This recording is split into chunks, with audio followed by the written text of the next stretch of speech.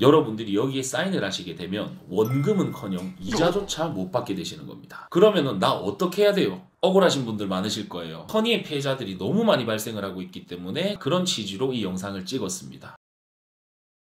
자, 오늘은 그 말도 많고 탈도 많은 노안백내장 수술 실손보험 청구가 되냐 안 되냐 끝판왕 정리로 찾아왔습니다. 다른 유튜버 분들 보니까 뭐 설명 잘 해주셨어요.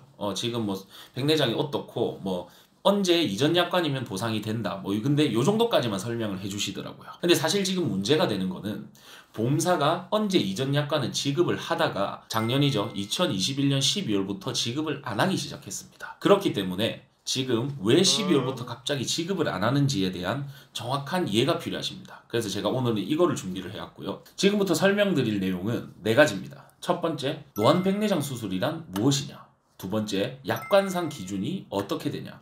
세 번째, 보험사가 어떠한 입장을 취하고 있냐? 네 번째, 그래서 나보고 어떻게 하란 말이냐?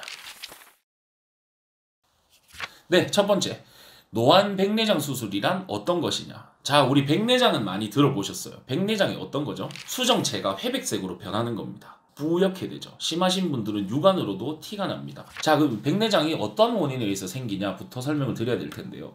백내장 같은 경우는 노화 때문에 옵니다. 즉, 연세가 있으신 분들은 전부 백내장기가 다 있다고 보시면 됩니다. 뭐 간혹 특이 케이스가 있어요. 당뇨가 심하신 분들 경우 뭐 당뇨병성으로 생기신 분들도 계시고 또 상처가 생기셨는데 이것 때문에 진행 속도가 빠른 경우가 있습니다. 치료를 어떻게 하냐면 백내장 초기신 분들은 약물 치료를 합니다. 약물로 더 이상 방법이 없으신 분들이 계시겠죠. 이분들은 수술하셔야 됩니다. 자, 수술하셔야 되는데 어떤 수술이냐? 인공수정체를 새로 박아버리면 됩니다. 자, 근데 인공수정체를 박는 과정에서 렌즈가 들어가는데요.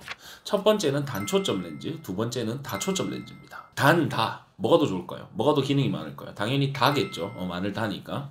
단초점 렌즈 같은 경우는 우리나라 국민건강보험에 적용이 됩니다. 그렇기 때문에 본인 부담금, 실제로 내가 내야 되는 금액이 한 60에서 80만 원 정도밖에 안 되세요. 그런데 다초점 렌즈 같은 경우는 국민건강보험에서 인정을 안 합니다. 그렇기 때문에 이게 비급여로 포함이 돼버립니다. 비급여란 무엇이냐면 우리나라에서 국민건강보험이란 데서 인정을 안 하는 치료를 말합니다. 자, 그러면 국민건강보험에서 적용 안 되는 다초점 렌즈는 비용이 얼마 정도 나오냐 하면은 1,000만 원에서 한 1,300만 원 정도 나옵니다. 아까 60, 80에 비하면 뭐 엄청난 차이죠. 자, 그러면 보험사가 단초점으로 시비 걸겠습니까? 다초점으로 시비 걸겠습니까? 당연히 다초점으로 시비를 거는 거죠. 그럼 기존에는 어떻게 지급을 해왔냐? 제가 약관 보면서 설명드리겠습니다. 자, 두 번째, 약관상 기준입니다. 좌측에 있는 자료 보겠습니다. 8번에 다 항목 볼게요. 안경, 컨택트 렌즈 등을 대체하기 위한 시력 교정술. 자, 이거는 보상을 안 한다는 말입니다. 근데 우리 백내장 치료는 시력 교정술 목적이 아니라고 보는 거죠. 그렇기 때문에 백내장 수술을 해도 이때는 지급이 됐습니다. 이때가 언제냐면 여러분들 실손보험 증권 한번 보시면 됩니다. 2016년 1월 이전입니다. 자, 오른쪽 거 보실게요. 똑같습니다. 다 항목 보시겠습니다. 내용 똑같죠? 근데 괄호 안에 뭐라 적혀있죠? 국민건강보험 요양급여 대상 수술 방법 또는 치료 재료가 사용되지 않은 부분은 시력 교정술로 봅니다. 무슨 말이냐? 다초점 렌즈 같은 경우는 국민건강보험법상 적용이 안 되기 때문에 다초점 렌즈 박으면은 시력 교정술로 본다. 이 말인 즉슨 시력 교정술은 보상 안 하기 때문에 다초점 박으면 보상 안 한다는 말입니다. 네, 그러면 지금 어떤 문제가 생기고 있는지 보시겠습니다. 세 번째입니다. 보험사가 갑자기 지급 안 하는 이유. 제가 갑자기 지급 안 한다는 표현을 드렸는데 2021년 11월까지는 다초점 렌즈 수술 받으신 분들 한해서 2016년 1월 이전 약관이신 분들은 보상을 해줬었습니다. 근데 지금 여기 뉴스 기사 한번 보실게요. 의사 한 명이 실손보험 100억 청구했다는 내용입니다. 이게 뭐냐면 보험사에서 안 그래도 실손보험 자체가 손해율이 높은데 다초점 렌즈 이것 때문에 손해율이 엄청나게 급등을 했다는 말입니다. 그래서 우리 고객님들 입장에서는 억울하실 수 있겠지만 앞에는 지급을 하다가 지금은 지급 기준을 강화해서 지급을 안 하는데 목적을 두고 있습니다. 자, 그러면 보험사가 어떻게 지급을 안 하는지 한번 알아보실 텐데요. 첫 번째로 우리 보험회사는 보험금 청구를 받게 되면 3영업일, 공휴일 빼고요. 3영업일 이내에 지급을 하게 되어 있습니다. 그런데 이게 30영업일까지 늘릴 수 있는 방법이 있어요. 그 중에 하나가 바로 조사가 필요한 경우입니다. 조사가 필요한 경우 보험사 직원이 직접 안 나갑니다. 보험사와 위탁 관계를 맺은 손해사정 법인 직원이 직접 여러분을 방문하게 되는데요.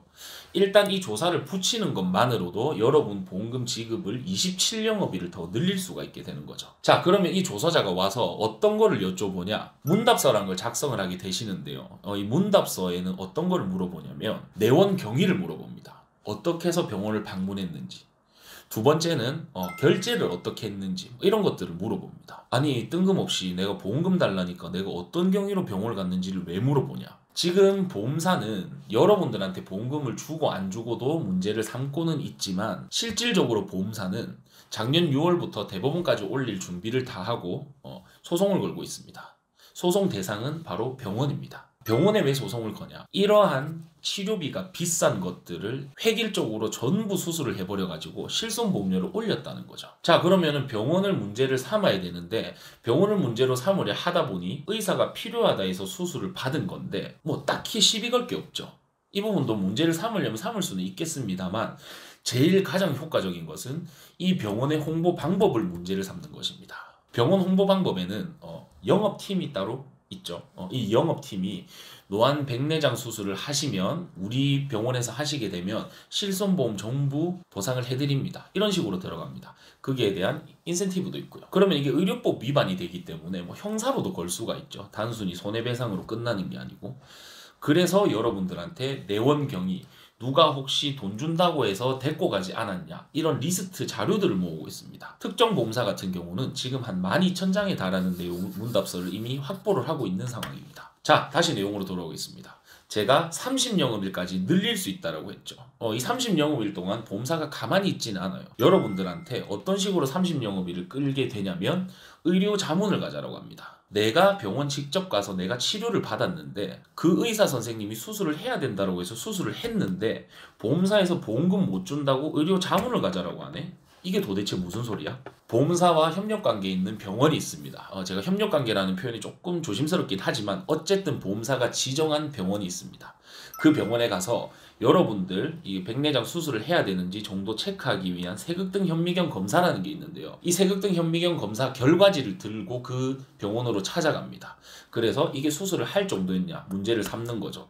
그 자문관 병원에서 이거 수술할 정도 아닙니다라고 했다. 그럼 여러분들은 보험금 못 받으시는 겁니다. 자, 그러면 이거 자문은 안 해야 되는 거네요? 생각하실 수가 있는데 정답은 안 하시는 게 맞습니다. 안 하시는 게 맞지만 내가 합법적으로 정말 치료가 필요해서 수술하신 분들 같은 경우는 의료자문을 가셔도 상관이 없습니다. 없는데 내가 지금 조금 애매하다 이러신 분들 같은 경우는 의료자문을 안 가시게 되면 보험금 지급이 계속 늦춰져 버리기 때문에 의료자문을 무조건적으로 막으실 수는 없어요. 자, 그러면 의료자문을 내가 가기 싫다. 나는 애매하다 하시는 분들. 나 의료자문 동의를 안 하겠다. 사인을 안 하신단 말이죠. 그러면은 보험사 측에서는 어떠한 입장을 가지냐? 어차피 이거 대법원까지 끌고 가려면 시간이 걸린단 말이에요. 작년 6월에 시작했으니까 아직 뭐 1년은 더 끌 겁니다. 1년 뒤에 결과가 나올 때까지 여러분들한테 보험금 지급 안 하고 개겨버리는 게 가장 좋은 선택이겠죠. 자, 그러면 30영업일까지는 늘려놨는데 그러면 30영업일 이후는 어떻게 해야 되냐? 이거 지급 안 해버리면 보험사가 지연이자라는 걸 내야 되게 되거든요. 그래서 여러분들을 찾아가서 너가 의료자문 동의를 안 했기 때문에 우리는 합법적으로 지급 지연 이자를 산정하지 않겠다라는 확인서를 하나 들고 가게 됩니다. 여러분들이 여기에 사인을 하시게 되면 원금은커녕 이자조차 못 받게 되시는 겁니다. 자, 네 번째. 그러면은 나 어떻게 해야 돼요? 궁금증이 있으실 텐데요. 제가 자료를 하나 보여드리겠습니다. LOCS3라는 게 있습니다. 이게 뭐냐면 세극등 현미경 검사 결과 내 지금 백내장 정도가 얼마나 심한지를 나타내는 검사인데요.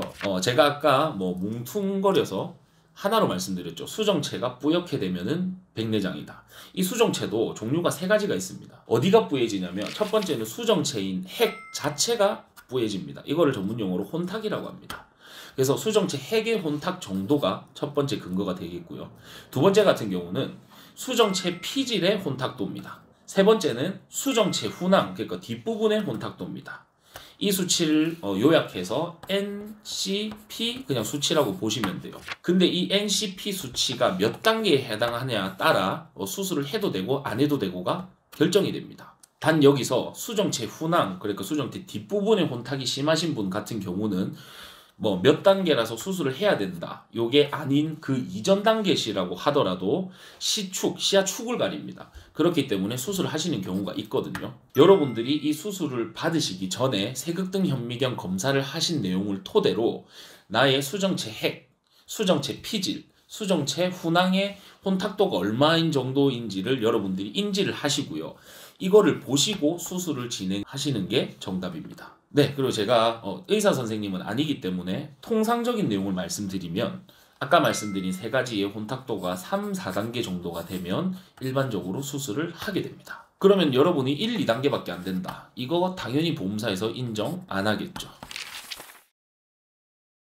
네, 오늘은 그 말도 많고 탈도 많은 노안 백내장 수술 실손보험 되나 안 되나에 대해서 말씀을 드렸습니다. 지금 제가 보험사 내부 지침을 사실 다 들고 있어요. 보험사 두 군데서 작년 12월부터 지급을 보류하기 위해 보상 시스템을 강화를 했는데요. 결론을 말씀드리면 여러분들이 60세 이상에 해당하신다 하면은 백내장 수술 오케이 인정함. 하지만 너희 렌즈를 너무 비싼 거 썼다. 그래서 통상적으로 사용되는 렌즈보다 비싼 걸 쓴 경우 이 차액을 지급하지 않는 것이 강화된 보상 프로세스고요. 60세 미만이다, 그러니까 59세까지 해당하시는 분 같은 경우는 아까 말씀드린 수정체 혼탁도를 토대로 보험금을 지급할지 말지를 결정하게 됩니다. 억울하신 분들 많으실 거예요. 나도 2016년 1월 이전 약관인데 앞에 사람은 주고 나는 왜 지급을 안 하냐. 사실 보험사 같은 경우는 일반 보험 계약자에 비해서 전문성을 갖추고 있기 때문에 약관상 문제가 되는 경우는 보험사에게 불리하게 해석을 합니다.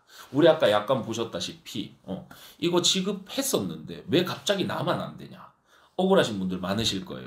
이분 같은 경우 섣불리 기존의 어떤 영업 조직 혹은 브로커분들 통해 가지고 수술 들어가셨다가 무작정 수술하시고 청구하시면은 보험금 지급 하나도 안 됩니다, 지금. 그러니까 제가 오늘 말씀드린 대로 수술을 시행하시기 전에 세극등 현미경 검사 결과지 보시고요. 여기서 내가 몇 단계 정도 해당되는지 그리고 또 연령에 따라 말씀드린 것도 참고를 하셔서 수술 받으시기 바랍니다. 검사 결과지를 판단하시는 것은 전적으로 의사 선생님의 영역입니다. 손해 사정사가 개입을 할 수는 없고요. 다만 지금 선의의 피해자들이 너무 많이 발생을 하고 있기 때문에 제가 그런 취지로 이 영상을 찍었습니다. 수술하시기 전에 세극등 현미경 검사 결과지 받으시고 의사 선생님과 충분히 상담하신 다음에 수술 진행하시는 것을 추천드립니다.